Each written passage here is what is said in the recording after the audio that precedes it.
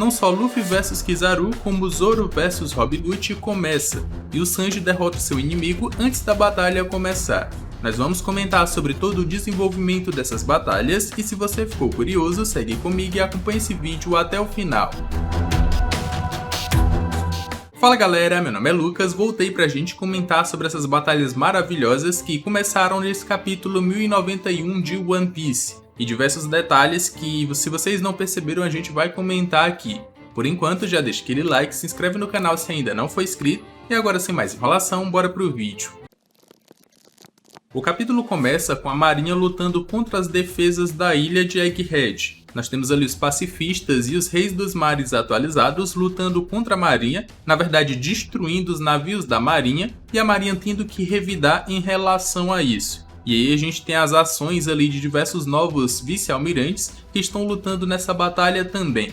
Essa aqui é uma perca gigantesca para o governo mundial, porque desde sempre essa ilha e todas as tecnologias dentro dela são da marinha e do governo mundial. Foram feitas para serem utilizados a favor deles contra os piratas, mas agora eles estão se destruindo ali no meio dessa batalha gigante. Agora em Lab Pace, os Mugiwaras reagem a toda essa invasão, a toda essa batalha que está acontecendo ali nos limites da ilha, e nos é apresentado a hierarquia dos pacifistas. Assim como os Serafins têm a sua hierarquia, ela foi apresentada em capítulos anteriores, agora o Vegapunk apresenta a hierarquia dos pacifistas também.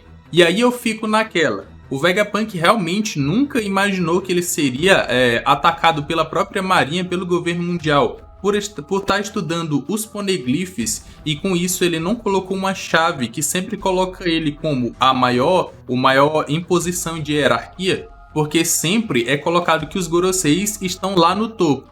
Então se tiver uma batalha que os Goroseis podem participar, como é a que está acontecendo aqui agora, o Vegapunk sempre vai correr risco de morrer. Então é meio que uma loucura da cabeça dele, sendo o maior cientista do mundo de One Piece, não colocar ali uma chave escondida para que ele sempre tenha o maior comando.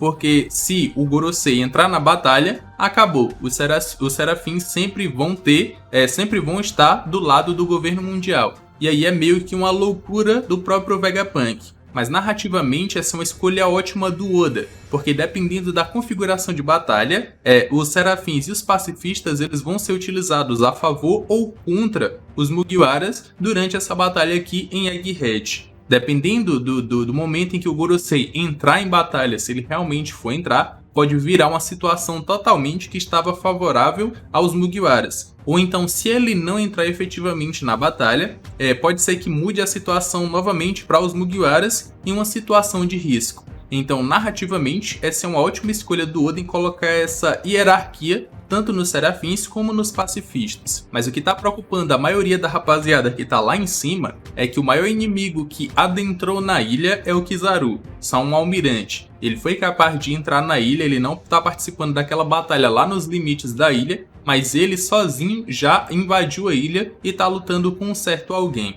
Já na ilha a gente vê que esse cara que o Kizaru está lutando é o Sentomaru. Eles estão lutando ali entre si e o Kizaru pergunta o porquê o Sentomaru está ajudando os piratas. O Sentomaru fala que deu a palavra para o Luffy, mas ele só fez isso porque quer salvar o Vegapunk. Então, independente do lado que o Vegapunk esteja, ele vai lutar ao lado do Vegapunk para proteger ele. Lembrando de tudo que o Vegapunk fez com ele ou ajudou ele no passado, salvando ele lá no passado. E por isso ele quer corresponder atualmente lutando ao lado do Vegapunk para salvar ele. A gente não pode dizer nem que essa aqui foi uma batalha, porque o Sentomaru tá só apanhando, é mais um massacre do Kizaru do que realmente uma batalha. E é como eu falei no capítulo anterior, a gente não pode interpretar literalmente o que a gente vê na cena, a gente tem que interpretar o além. Naquela cena de um quadrinho no capítulo anterior, a gente poderia dizer que o Sentomaru tancou um chute do Kizaru,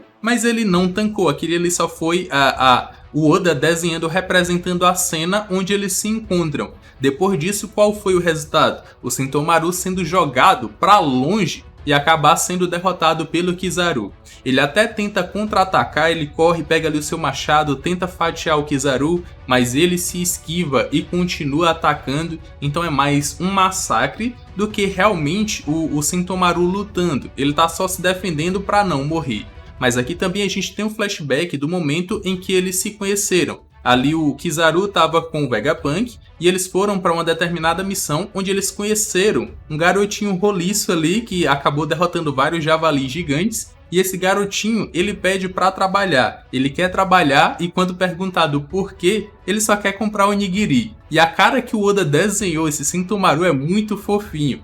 Não tem como a gente não rir daquele sorrisinho quando vê essa cena. E esse é uma parte sentimental, uma lembrança sentimental do Kizaru, que pesa muito pra ele durante essa batalha, porque ele vai ter que derrotar, ou quem sabe até matar, um amigo. Não só esse amigo que é o Sentomaru, que foi treinado pelo próprio Kizaru, como também o Vegapunk, que tem a prioridade máxima para ser morto nessa missão. Ele estudou sobre os poneglyphs, então ele vai ter que ser morto, mesmo que o Kizaru não queira fazer isso. Mas ainda assim o Sentomaru não é totalmente derrotado, ele consegue contra-atacar e acerta um golpe no Kizaru que, se eu não tiver doido, se eu não tiver enganado, saem umas gotículas de sangue ali. Então o Kizaru tomou um daninho, mas não foi um dano suficiente para que ele fique debilitado ou qualquer outra coisa do tipo, porque depois ele acaba derrotando o Sentomaru com um só ataque.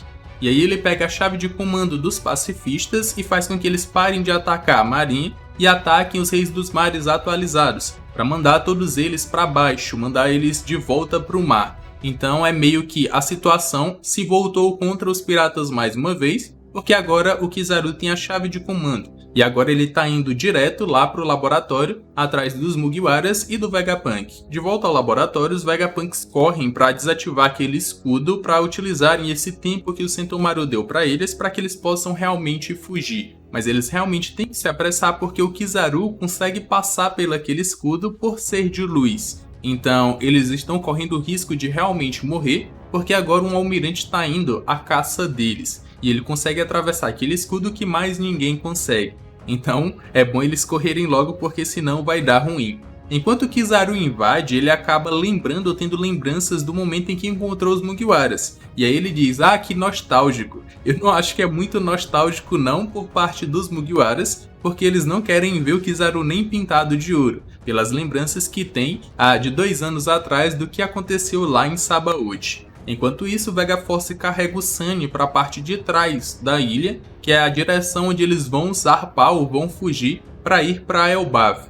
E aí o Luffy, dentro do robozão, ele sente que alguém chegou, ou ele percebe que alguém forte chegou ali próximo.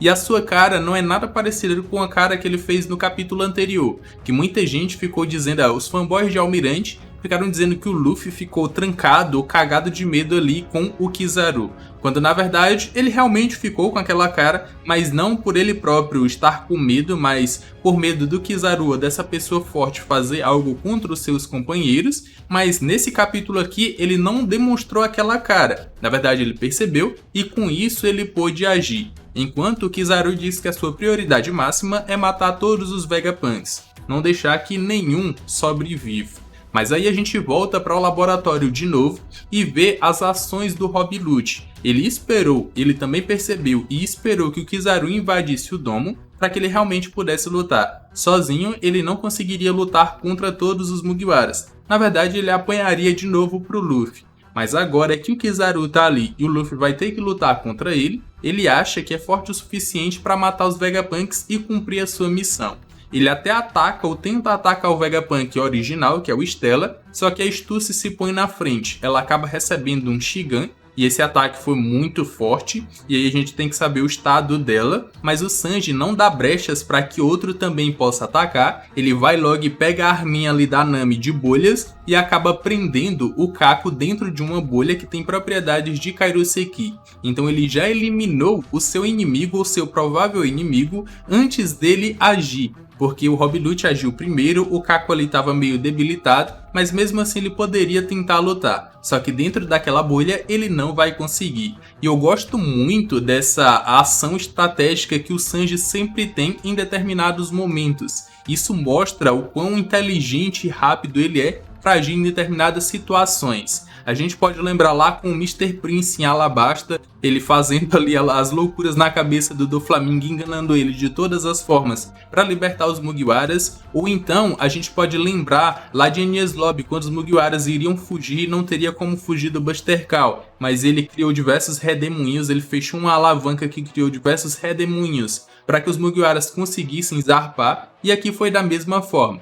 Na hora que ele percebeu que o Rob Lute atacou, ele foi lá e já eliminou o seu provável inimigo. Então ele não vai ter com quem lutar, pelo menos não de início, nesse momento aqui, porque ele já derrotou o seu inimigo. Após isso, o Zorão vai pra cima do Rob Lute com tudo. Ele utiliza o seu Haki do Armamento. O Rob Lute também se protege com o Haki do Armamento. E eles se jogam pra fora do laboratório, em outra batalha que também vai acontecer. E aqui é um ponto interessante pra gente comentar, pros fanboys do Zoro não acharem que o Zoro vai solar o Rob Lute fácil como o Luffy fez. Na verdade, o Luffy solou muito fácil utilizando o Gear 5 e o Rob Lute nem conseguiu atacar o Luffy. Mas por quê? Porque o Luffy agora é um Yonkou. Ele tem que demonstrar nível de poder Yonkou. Mas o Zoro ainda não chegou, por mais que ele acompanhe ali próximo o nível de poder do Luffy. Ele ainda não chegou, e o Rob Lute utilizando o seu despertar vai ser um desafio muito grande para o Zoro. Ele vai ter que depreender um esforço absurdo para que ele possa vencer. E aí é que ele vai ganhar no final. Não vai ser fácil, ele vai ter que lutar no sério, não vai ser como foi com o Luffy. E por isso mesmo que o Rob Lute atacou. Se ele esperasse ou se ele soubesse que o Zoro e o Sanji são mais fortes que ele ou muito mais fortes que ele não teria atacado. Mas como ele atacou e ainda se defendeu e esperou para lutar com o Zoro, é porque ele sabe que consegue vencer. Então o Zorão vai ter que depreender um esforço para conseguir vencer ali o Rob Lute. Já do lado de fora da ilha, a gente vê ali que o Kizaru encontra o Vega Force e o Sunny. E antes que ele pudesse atacar, o Luffy já se põe em sua frente para o espanto do almirante. O Luffy também sai numa voadeira absurda, ou dá uma voadeira absurda no Kizaru, e já vem preparado e já dizendo que agora ele tá 100 vezes mais fortes do que, ou eles estão 100 vezes mais fortes do que lá em Sabaody. E aí a gente vai comentar sobre esse momento que foi muito bom.